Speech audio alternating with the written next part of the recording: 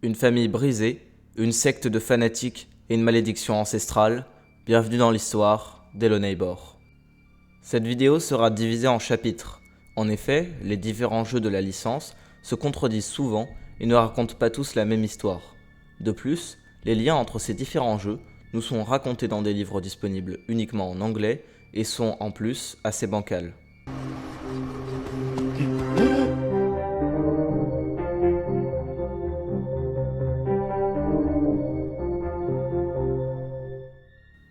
Hello Neighbor, premier du nom, se déroule en 3 actes suivis d'un final. Dans ce jeu, plus que dans les suivants, tout ce que l'on voit n'est pas forcément réel. Certaines choses peuvent être simplement métaphoriques, ce qui complique la compréhension de l'histoire. On joue un enfant qui fait tomber son ballon près de la maison du voisin, alias Monsieur Peterson. En allant le récupérer, il entend des cris, regarde par la fenêtre de la maison et aperçoit Peterson en train d'enfermer une personne à la cave. Suite à cela, notre but est de nous infiltrer dans sa maison pour délivrer la personne qui se trouve dans la cave. Mais elle est bloquée par tout un tas de cadenas et nous devrons explorer toute la maison et résoudre plusieurs énigmes si nous voulons débloquer les différentes clés. Nous réussissons finalement à y entrer et ne trouvons personne. Dans une ancienne alpha, il était possible d'y voir une ombre étrange. Malheureusement, le voisin nous repère et nous enferme à la cave dans une pièce avec de fausses fenêtres et des projecteurs posés, de sorte à faire croire qu'on voit le ciel. On a donc la confirmation que c'est un psychopathe qui enlève des gens. L'acte 2 consiste à s'échapper de chez le voisin. On s'enfuit de la cave et on se retrouve enfermé dans le jardin de Peterson. En effet, ce dernier a bâti une immense palissade pour nous empêcher de nous enfuir. On se trouve, à ce moment je crois, face au premier élément métaphorique. En effet, il est peu probable qu'il ait vraiment construit cette immense barrière tout autour de sa maison. On réussit à débloquer la porte de la palissade et on s'enfuit juste à temps pour échapper au voisin qui arrête de nous poursuivre au moment où il entend des cris venant de la cave, les mêmes que ceux du début. Dans l'acte 3, on joue le même personnage, désormais adulte, qui revient dans sa maison d'enfance suite à une lettre qu'il a reçue. La maison du voisin est désormais une ruine, au sein de laquelle se cache une ombre mystérieuse. Fatigué par le déménagement, on décide de s'allonger 5 minutes. Quand on se réveille, la maison du voisin est de retour, et avec elle, le fou furieux qui nous a terrorisé toute notre enfance, Peterson. Plus déterminé que jamais à mettre fin aux agissements de ce détraqué, on parcourt sa maison à la recherche de la clé de la cave pour délivrer la personne qui, après tant d'années, y est toujours enfermée. On ouvre la porte de la cave et on s'enfonce dans des couloirs plongés dans l'obscurité. Mais l'endroit est désert. On passe donc par la porte de sortie, on se retrouve dans une pièce. D'un seul coup, une énorme main détruit la moitié de la pièce, et on se rend compte que face à nous se dresse un Monsieur Peterson géant, courbé, portant sur son dos une maison. Bon, évidemment, on est re-rentré dans le domaine métaphorique. Après quelques péripéties, on arrive à monter sur son dos, et on se retrouve dans une maison suspendue dans le vide, face à une version plus jeune de nous-mêmes. À l'extérieur, flottant dans le vide, se trouve l'ombre. Mais cette fois, elle est gigantesque et elle tente de détruire la maison. On essaie de protéger la version plus jeune de nous-mêmes et on finit par se faire téléporter dans un endroit vide à une exception. Une maison qui se trouve face à nous. Elle contient 2 pièces. D'un côté, le voisin, de l'autre, l'ombre. La porte du côté du voisin est bloquée par une chaise pour empêcher l'ombre d'entrer. Notre personnage est extérieur à tout ça et ne peut qu'observer. On s'éloigne alors de la maison et on passe par une porte. Et c'est alors que celui qu'on joue se réveille chez lui. Génial, l'acte 3 n'était qu'un rêve et le jeu se finit comme ça. Il faut préciser que durant ce jeu, certaines cinématiques viennent nous révéler de petits bouts de l'histoire d'Hello Neighbor. Il en ressort que la femme de Monsieur Peterson est morte dans un accident de la route. Elle est dans le jeu représentée par l'ombre. Traumatisé, le voisin a perdu peu à peu goût à la vie, malgré le fait que ses 2 enfants, une fille et un garçon, partagent sa peine. On apprend dans Hello Neighbor Hide and Seek, que je vais inclure dans cette première partie puisqu'il ressemble beaucoup à un DLC du premier jeu, que sa femme n'a pas été la seule à mourir. En effet, Peterson était tellement plongé dans son désespoir les mois qui suivirent qu'il ne surveillait plus du tout ses enfants. Et évidemment, un accident arriva. Alors qu'ils sont tous les deux en train de jouer aux gendarmes et aux voleurs sur le toit, le garçon pousse la fille un peu trop fort. Elle tombe du toit et se tue dans la chute. C'est le drame de trop pour le voisin, dont le peu de rationalité qu'il reste à son esprit disparaît alors. Et déjà là, je crois qu'on peut voir une contradiction. En effet, dans le jeu, il est énormément sous-entendu que la personne prisonnière dans la cave n'est pas une vraie personne. Il s'agit en fait du fantôme de sa femme, représenté par cette ombre présente dans l'acte 3, dont il refuse d'accepter la mort. On peut alors dire que la maison est une réflexion de son esprit. C'est pour ça que le mobilier ne fait aucun sens, de même que son extérieur, tout simplement parce que ce n'est pas une vraie maison. Mais les livres nous racontent une histoire bien différente, et qui en fait correspond plus au stade actuel de la franchise. Il y a raconté que la personne dans la cave est son propre fils. Il y aurait enfermé après un accès de folie suite à la mort de sa femme et de sa fille. Puisque nous parlons d'Hello Neighbor 1 et que les livres sont sortis après, pour le moment, on va garder l'explication de la mère. La fin représente donc le voisin qui ne supporte plus d'être seul. Il porte sur son dos tout son passé tragique qui l'a rendu fou. On nous montre qu'il refuse de repenser à la mort de sa femme, ce qui le ronge de l'intérieur. Le fait qu'on soit à l'extérieur de la maison montre qu'on n'y peut rien. On ne fait pas partie de sa famille et on a découvert un secret qui ne nous concernait pas.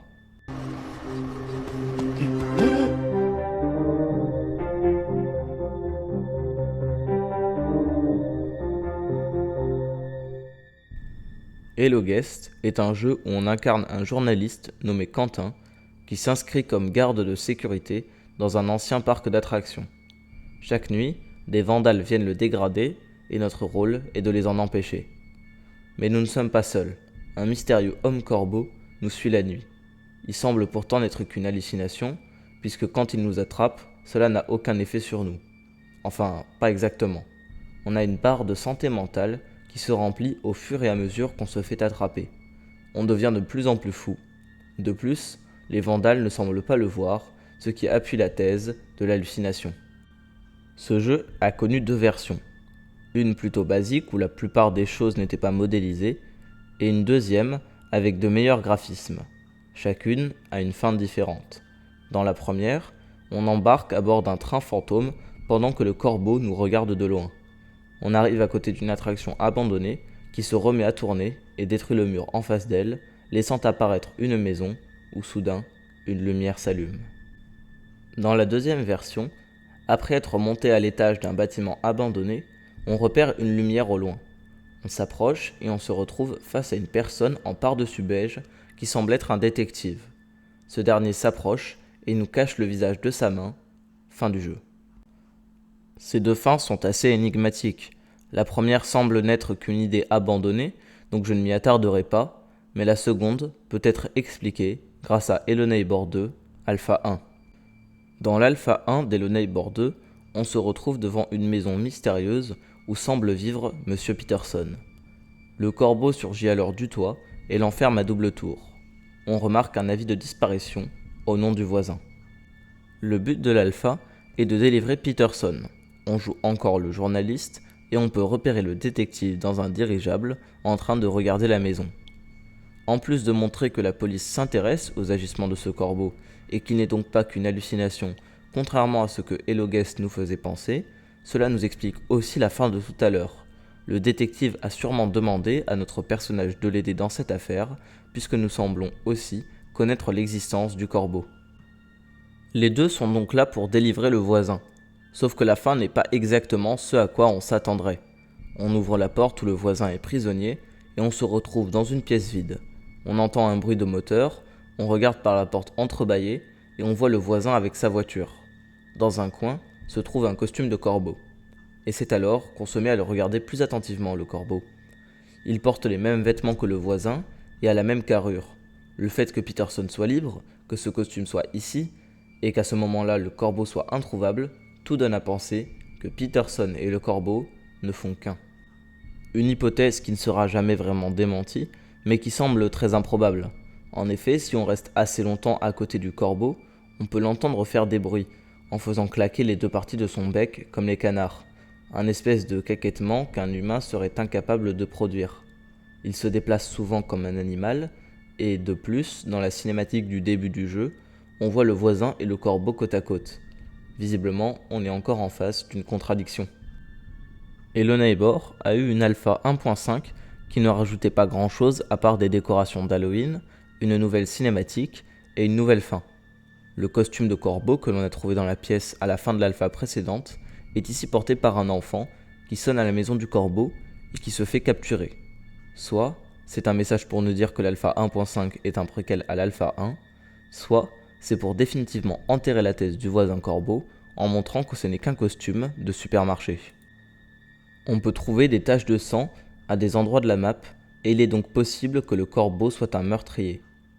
La fin nous montre le voisin affolé qui semble être emprisonné. Il frappe à plusieurs reprises contre la porte, mais notre personnage ne fait rien pour l'aider.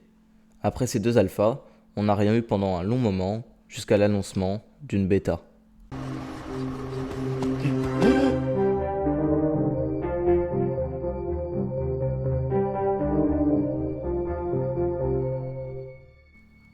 La bêta d'Hello Neighbor 2 change complètement. Ici, la map est un village appelé Weyron Krubs. Le jeu commence en montrant Quentin, notre personnage, en train de s'infiltrer dans une grange abandonnée. Il veut prendre des photos du corbeau pour prouver qu'il est réel. On a remarqué qu'il semble attiré par les épouvantails. On réussit à prendre ces photos, mais le corbeau nous remarque et défonce la porte de la grange pour entrer. On se cache et il finit par repartir bredouille. On sort du bâtiment et il est là, à nous attendre dans un coin. En une fraction de seconde, il est sur nous et on se réveille. C'était un cauchemar. Oui, ils nous ont refait le coup. Une partie de ce qu'on y voit reste quand même valide, comme le fait qu'il veuille prouver l'existence du corbeau ou que celui-ci soit attiré par les épouvantails. On entre en ville avec notre van et on remarque qu'une maison est en train d'être perquisitionnée par la police. On s'y infiltre et dans la cave, on retrouve le costume de corbeau bon marché qui était présent dans l'alpha 1.5.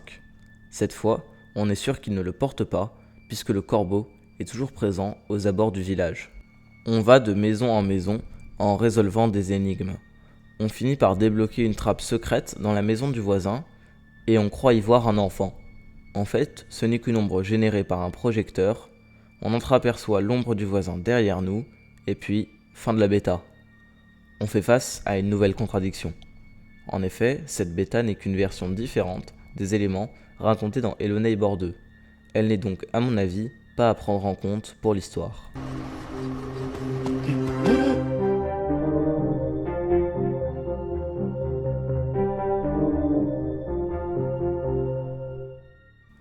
Hello Neighbor 2 commence en nous montrant une cinématique du voisin qui enlève un enfant. On joue le même journaliste que dans les jeux précédents et on est stationné devant chez lui.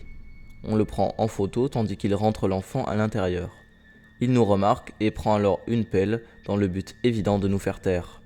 Heureusement, on démarre à temps et il ne réussit qu'à briser la vitre de notre voiture. On conduit sur quelques mètres avant d'apercevoir le corbeau sur la chaussée. Notre voiture fait un écart brusque pour l'éviter et on rentre de plein fouet dans une grange. On en sort un peu assommé et on tombe sur Peterson qui nous attendait. Il nous met un grand coup de pelle en pleine tête, nous vole notre appareil photo et vérifie notre badge. Il comprend alors que nous sommes un journaliste. On se réveille dans une maisonnette nous appartenant, ce qui est assez étrange étant donné l'endroit où on s'est évanoui. On descend le long de la rue principale et on voit la maison de Peterson en train d'être perquisitionnée. Je pense qu'en montrant ça, le jeu essaie de nous faire comprendre que le kidnapping s'est produit il y a quelques semaines, voire quelques mois. Cela explique aussi notre réveil. Peut-être que notre personnage en fait encore des cauchemars. On s'introduit dans la maison et on descend à la cave. C'est visiblement l'endroit où était enfermé l'enfant. On y trouve des peluches et quelques jeux. Après s'être enfui par la porte de derrière, on remarque le policier en train de parler à la boulangère. On décide alors d'aller jeter un coup d'œil dans sa boutique. On y trouve la clé d'un vieux musée situé en bordure de la ville. Au début, on se demande à quoi elle pourrait nous servir. Puis, en entrant, on comprend que c'est là où Peterson, désormais recherché par la police, a élu domicile. En regardant une photo de famille du voisin, on se rappelle la tête de l'enfant kidnappé et soudain, on comprend que c'est son propre fils qui l'a enlevé. Vu la cinématique présente juste après, il est possible que Quentin s'en veuille de ne pas avoir réussi à sauver l'enfant ce soir-là. On se dirige ensuite vers la maison d'un vieil homme qui vit en solitaire. Visiblement, il n'aime pas les intrus puisque dès qu'il nous entend, il sort un vieux fusil et essaie de nous tirer dessus. Finalement, après avoir trouvé une clé dans un coffre-fort enterré aux alentours du village, on se dirige vers la maison du maire. On doit récolter des trophées pour ouvrir un coffre caché et récupérer une clé. Cette clé nous fait nous diriger droit vers le musée de Peterson. On fouille ses placards jusqu'à trouver notre appareil photo contenant les preuves de la culpabilité du voisin. Puis, on monte dans le grenier du musée et comme prévu, on y trouve l'enfant. On essaie de le sortir de là, mais Peterson nous entend et nous enferme à sa place. On réussit à sortir de cette espèce de cellule et on retrouve l'enfant, mais au moment de sortir du musée,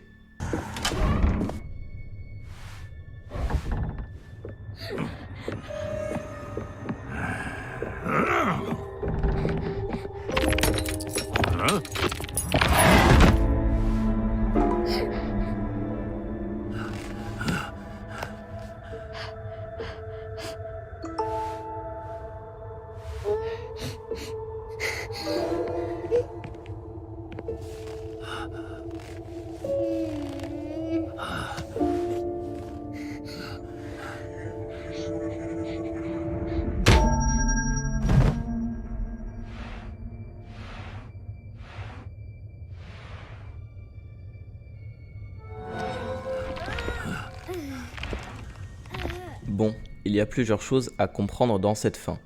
D'abord, on voit que l'enfant tient toujours à son père et inversement. Tout n'est peut-être donc pas perdu pour la famille Peterson. Ensuite, qui est cette mystérieuse personne qui nous assomme par derrière et semble vouloir nous kidnapper? Eh bien, il est possible que ce soit un des habitants de Weyron-Krobes, mais cela semble peu probable. L'hypothèse qui fait le plus de sens est celle du corbeau. Reste encore à trouver le motif. Il faut se rappeler qu'on a encore des preuves contre Peterson avec notre appareil photo. Peut-être que le corbeau veut nous empêcher de les divulguer. Cela semble étrange étant donné qu'on l'a vu enfermer le voisin dans une alpha précédente, mais on n'a pas assez d'informations pour savoir avec certitude ce qui s'est passé. Le jeu se finit comme ça. Enfin, pas vraiment. J'ai volontairement omis un détail présent dans tout le jeu. Les corbeaux. D'abord, c'est ce dernier en personne qui nous coupe la route, nous fait nous cracher avec notre voiture dans la grange et permet à Peterson de nous retrouver au début du jeu. Ensuite, ce sont des nuées de corbeaux qui à chaque fois nous indiquent notre objectif. La clé qui sert à ouvrir le musée est elle aussi en forme d'aile de corbeau. Tous les habitants de la ville ont chez eux des masques de corbeaux et des tableaux étranges représentant là aussi des corbeaux. Enfin, dans le musée, le lustre est littéralement un corbeau géant. Et on retrouve une statue de corbeau encore plus gigantesque qui traverse tous les étages du bâtiment. La théorie la plus répandue est que toutes ces personnes font partie d'une secte qui vouerait un culte au corbeau. En effet, dans Hello Guest et dans Hello Neighbor 2 Alpha 1, on peut voir des statues du corbeau un peu partout. Il semble être omniprésent.